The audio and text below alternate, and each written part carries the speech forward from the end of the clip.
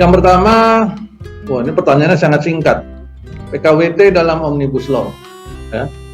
Mungkin maksudnya bagaimana perubahan PKWT-nya ya dalam Omnibus Law, mungkin maksudnya begitu ya. Jadi nanti kalau yang bertanya, kalau hadir sekarang sudah hadir, kalau penjelasan saya kurang jelas atau saya mungkin salah memahaminya, memahami pertanyaan ini, silahkan diluruskan supaya saya bisa jelaskan lebih detail lagi. Baik, PKWT, perjanjian kerja waktu tertentu atau kontrak di dalam Omnibus Law memang terjadi perubahan yang kalau istilah saya sangat signifikan ya, sangat signifikan dan memang sangat drastis perubahannya. Ada perbedaan-perbedaan besar diantaranya mengenai masalah waktu, ya, mengenai masalah waktu pada saat Undang-Undang 13 dulu, ya. Pada saat Undang-Undang 13 di mana peraturan pelaksananya adalah Kemenaker nomor 100 tahun 2004 tentang PKWT. Di sana dijelaskan bahwa ada 3 jenis PKWT, kemudian ada harian lepas, dan untuk PKWT-nya ini batas waktunya bervariasi, ada yang 2+1, ada yang 3+2, sehingga in total sama dengan 5 ya. Ada yang menggunakan perpanjangan, ada yang menggunakan pembaharuan. Kemudian yang pembaharuan juga punya jeda waktu 30 hari. Itu yang terjadi pada saat berlakunya Undang-Undang 13 tahun 2003. Kemudian dengan Undang-Undang 11 tahun 2020 atau Omnibus Law atau UCK ya, perubahannya menarik nih teman-teman semua. Jenis PKWT-nya ternyata melebar. Yang tadinya hanya 3, sekarang bertambah menjadi 5. Ya, ada 5 jenis PKWT di mana dikelompokkan, ada yang 3 masuk dalam kelompok 1, kemudian yang 2 masuk dalam kelompok 2, kemudian harian lepas itu sendiri.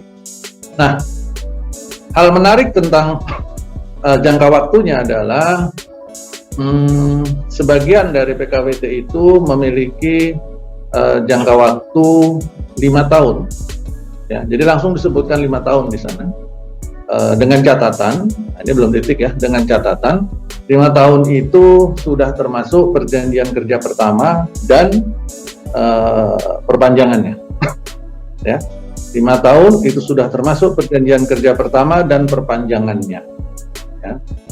Jadi mohon diperhatikan, ini bukan berarti kalau 5 tahun itu setiap tahun perpanjangan setahun ya, karena kata-kata 5 tahun itu di dalamnya termasuk perjanjian kerja pertama dan perpanjangan, berarti perpanjangannya hanya 1 kali ya, sehingga perusahaan memang harus pandai-pandai mengatur kebutuhannya, apakah mau diambil 3-2, mau diambil 4-1, atau mau diambil 1-4 dan sebagainya ya. Yang pasti perjanjian kerja pertamanya 1, kemudian perpanjangannya 1 kali ya. Itu yang kelompok pertama. Kemudian yang kelompok yang keduanya, ini yang seru, ternyata jangka waktunya menjadi tidak terbatas. Kenapa disebut tidak terbatas? Apakah di dalam undang-undangnya disebutkan kata-kata tidak terbatas? Enggak. Dalam undang-undang tidak disebutkan dengan tegas kata-kata tidak terbatas itu tidak disebutkan. Tetapi dalam undang-undang tersebut, termasuk juga dalam PP 35-nya, di sana menyebutkan kata-kata periode PKWT-nya itu mengacu kepada perjanjian kerja waktu tertentu yang dibuat oleh para pihak. Ya, jadi terserah kepada para pihak. Nah, ini yang menjadi maknanya menjadi tidak terbatas. Kalau terserah pada para pihak, berarti tidak lagi terikat kepada 5 tahun yang tadi. Enggak. Jadi di satu kelompok tertentu ternyata diberikan kebebasan kepada kedua pihak yang membuat perjanjian kerja waktu tertentu itu untuk menentukan sendiri jangka waktunya, termasuk juga perpanjangannya. Terserah mau bikin berapa lama. Mau bikin 2 bulan boleh nggak? Boleh. Mau bikin 6 bulan boleh, setahun boleh, 10 tahun boleh. 20 tahun nggak masalah, nggak dilarang. 30 tahun ya kalau yakin orangnya masih hidup 30 tahun silahkan gitu. Jadi tidak ada lagi larangan itu. Tidak ada lagi pembatasan waktu untuk sebagian jenis pekerjaan dalam PKWT menurut UU CK. Sehingga waktu menjadi tidak terbatas. Ya. Jadi ini adalah beberapa hal menarik tentang PKWT. Kemudian yang nggak kalah serunya, nggak kalah menariknya adalah tentang kompensasi. Jadi setiap yang berakhir PKWT-nya itu mendapatkan kompensasi PKWT. Ya, kompensasi PKWT ini uang bentuknya. Kemudian besarannya berapa? Per tahun 1 bulan upah. Ya, per tahun 1 bulan upah. Pembayarannya apakah bayar setiap tahun? Enggak. Pembayarannya di setiap akhir PKWT. Jadi kalau PKWT-nya 3 tahun, bukan setiap tahun dibayar 1 bulan upah, tetapi dibayarnya di akhir PKWT. Kalau PKWT-nya 3 tahun, berarti di akhir tahun ketiga langsung dibayarkan 3 bulan upah. Ini adalah hal menarik dalam PKWT dan cukup sehingga bisa difahami alasan kenapa teman-teman dari Serikat Pekerja menentang keras, dan saat ini mereka juga yang saya dengar beberapa pihak juga mengajukan gugatan judicial review, ya, uji materi ke Mahkamah Konstitusi, dan ada yang setahu saya ada yang sudah gugur, ada yang masih proses. Nah, kita lihat hasilnya bagaimana, tetapi sepanjang tidak ada pembatalan, tidak ada putusan Mahkamah Konstitusi yang merubah Undang-Undang Cipta Kerja ini, maka demi hukum UU CK ini, Omnibus Law ini, Undang-Undang 11 2020 sudah menjadi hukum positif di negara kita, dan suka nggak suka kita harus ikuti. Ya. Itu tentang PKWT. Mudah-mudahan cukup menjelaskan. Silakan kalau ada yang mau bertanya. Pak Yunus, nanti mohon diingatkan kalau ada chat masuk ya, yang isinya pertanyaan. Barangkali nanti ada chat yang masuk. Baik, berikutnya pertanyaan nomor 2. Bagaimana terkait pihak ketenagakerjaan saat ini mengatasi banyak perusahaan yang merugikan karyawan untuk PHK dan pemotongan gaji? Mungkin maksud pertanyaan ini, pihak ketenagakerjaan itu maksudnya pemerintah kali ya, atau Disnaker dan teman-temannya barangkali ya, mengatasi banyak perusahaan yang merugikan karyawan pada saat PHK maupun pemotongan gaji. Memang praktek pelanggaran ketentuan PHK, kemudian masalah pengupahan termasuk pemotongannya yang tidak berlandaskan hukum dan sebagainya, itu sebenarnya terjadi tidak hanya pada saat pandemi atau pada saat setelah UJK ini. Pada saat Undang-Undang 13 dulu dan sebelumnya itu juga pelanggaran itu juga memang banyak terjadi. Ya. Bedanya mungkin pada saat pandemi ini proses-proses keberatan atau proses tuntutan yang dilakukan oleh teman-teman kita, karyawan atau serikat atau pihak yang mewakilinya, itu menjadi agak terkendala karena kesulitan pengaduan atau sidangnya karena masalah pandemi. Saya sendiri dan beberapa tim litigasi di DHM itu juga mengalami kendala-kendala itu pada saat pandemi ini, yang seharusnya by law itu 30 hari sudah selesai, kami sampai mundur sekian bulan, bahkan kasus terakhir itu ada yang sampai 7-8 bulan molornya. Itu baru di tingkat mediasi saja, ya. Baru di tingkat mediasi saja, artinya di Disnaker. Kenapa sampai segitu lama, Den? Ya karena memang tadi pertama baru mau mulai sidang, ternyata ada COVID, ada yang kena COVID di kantor pemerintahan sehingga harus ditutup beberapa hari, mundur lagi. Tutupnya kantor pemerintahan untuk sterilisasi hanya sekitar 3-4 harian, betul. Tetapi untuk menentukan hari sidang selanjutnya itu nggak mudah, mundurnya bisa berminggu-minggu karena ternyata harus ngatur ulang jadwal, jadi mundurnya panjang. Sehingga in total kita itu dengan segala pengunduran yang terjadi, kadang ada dari pihak lawan yang nggak datang dan sebagainya, sehingga harus ditunda lagi dan sebagainya. Nah itu membuat pengundurannya cukup lama. Ya, nah kalau yang ditanyakan dalam pertanyaan nomor 2 ini adalah bagaimana sikap atau bagaimana sekarang pihak pemerintah atau pihak Disnaker mengatasi banyak perusahaan yang merugikan karyawan karena PHK dan pemotongan gaji. Menurut saya seharusnya yang paling pas menjawabnya ini adalah teman-teman dari pihak pemerintah atau dalam hal ini khususnya Dinas Tenaga Kerja atau kementerian ya, karena DHM bukanlah bagian dari unsur-unsur yang tadi saya sebutkan ya, sehingga agak susah saya menjawabnya. Tapi yang saya lihat memang upaya untuk melakukan penegakan itu ada ya, cuman memang masalah apakah ini efektif atau tidak, banyak faktor yang mempengaruhinya ya. Apakah karena kondisi pandemi saat ini itu juga mempengaruhi, banyak pihak yang berusaha menahan diri terlebih dahulu untuk tidak maju, untuk tidak menuntut sementara waktu, bukan berarti menerima, tetapi mereka tanda kutip bersabar atau menahan dulu karena masalah pandemi ini ya, karena memang khawatir juga penularan dan sebagainya. Inilah yang membuat teman-teman sekalian, saya menyampaikan dalam berbagai diskusi bahwa pada saat ada yang bertanya bagaimana prediksi kasus hubungan industrial setelah pandemi, saya sampaikan bahwa setelah pandemi ini menurut saya kita di Indonesia akan mengalami ledakan kasus ya, ledakan kasus yang sangat besar. Dalam arti jumlah kasus yang masuk, kasus ketenagakerjaan akan menjadi membludak sangat besar. Kenapa demikian? Karena saat ini banyak pihak yang menahan diri.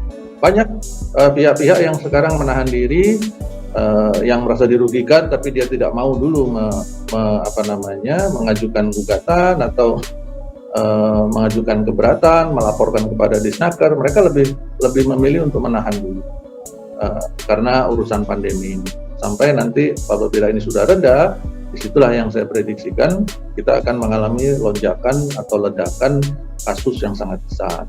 Maka sebaiknya teman-teman dari pemerintahan itu benar-benar mempersiapkan diri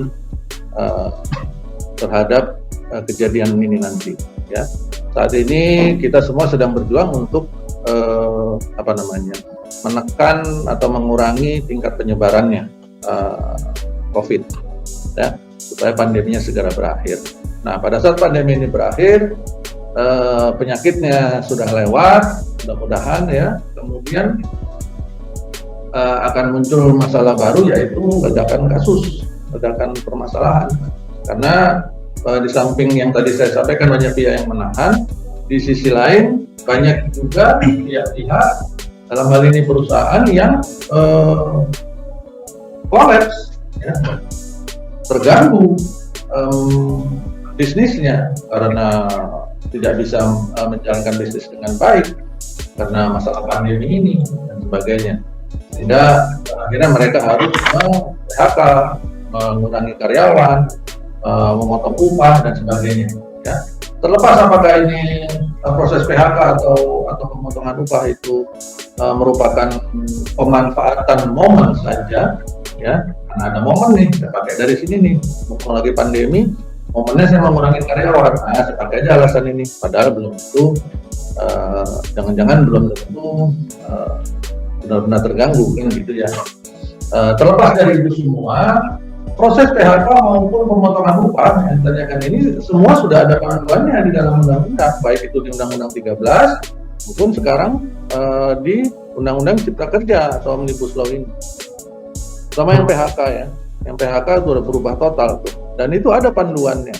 Jadi seharusnya perusahaan benar-benar memastikan prosesnya mengikuti aturan yang ada di dalam undang-undang yang berlaku.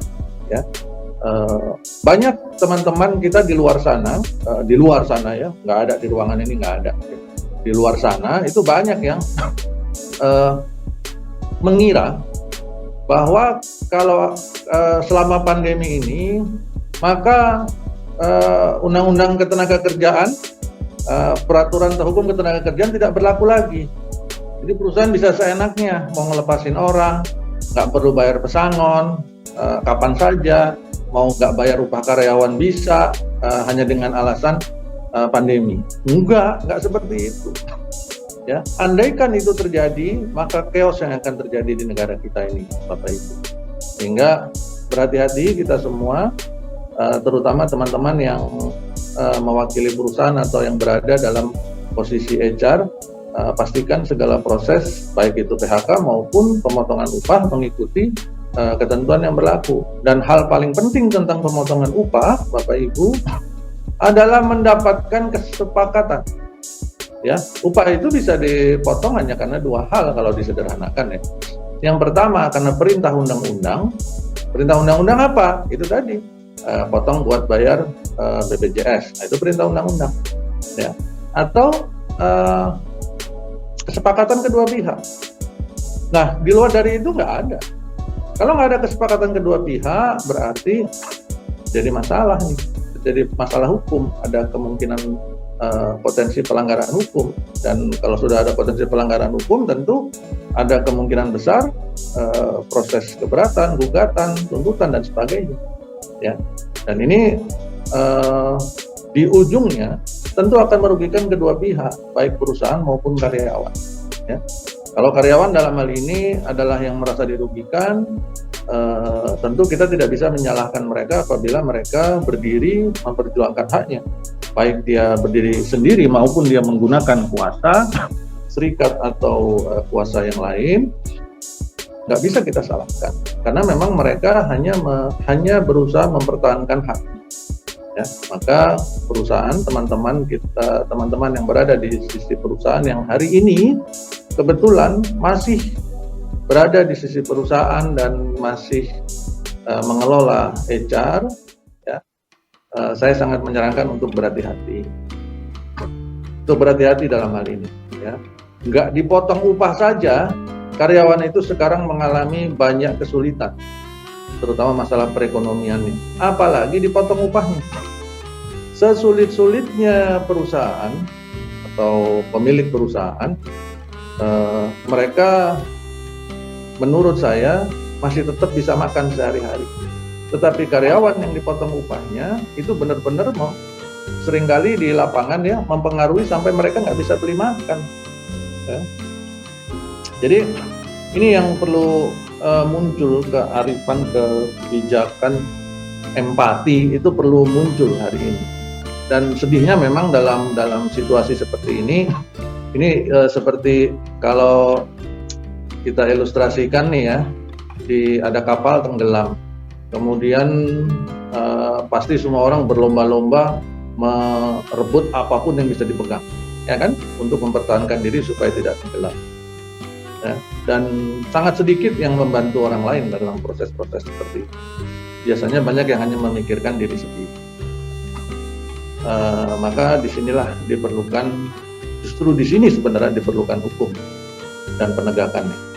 Baik, kurang lebih begitu tentang nomor 2. Saya hanya bisa membahas dari sisi pihak ketiga, melihat bagaimana penegakan di lapangan, tapi saya tidak bisa berkomentar mengenai apa yang mereka lakukan. Mereka ini artinya pemerintah maupun tadi ya pihak Dinas Tenaga Kerjaan dan teman-teman.